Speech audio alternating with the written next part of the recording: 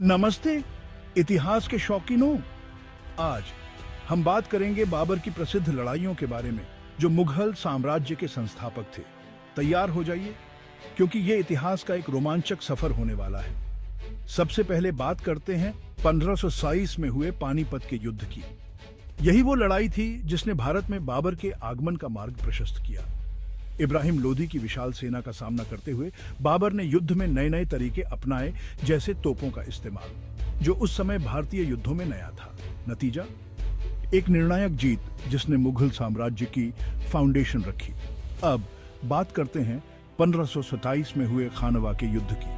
पानीपत में जीत के बाद बाबर का सामना राणा सांगा के नेतृत्व में राजपूत शासकों की संयुक्त सेना से हुआ। संख्या में कम होने के बावजूद बाबर ने एक बार फिर अपनी बेहतर रणनीति और तोपों के सही इस्तेमाल पर भरोसा जताया। राजपूतों ने बहादुरी से लड़ाई लड़ी, लेकिन बाबर की अनुशासित सेना और युद्ध क्षेत्र के चतुर उपयोग ने उन्हें एक और महत्वपूर्ण जीत दिलाई।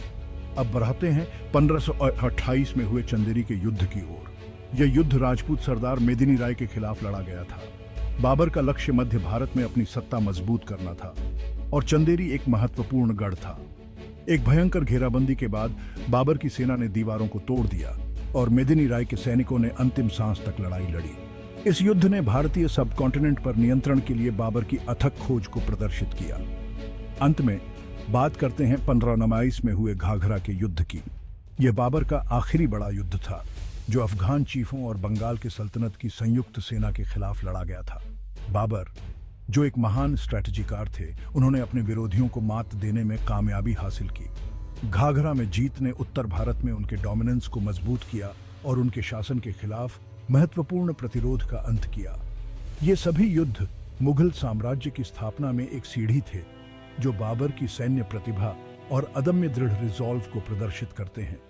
उनकी जीत केवल क्षेत्रों को विक्ट्रीने के बारे में नहीं थी, बल्कि एक ऐसे राजवंश की फाउंडेशन रखने के बारे में थी जो सदियों तक भारतीय इतिहास को प्रभावित करेगा।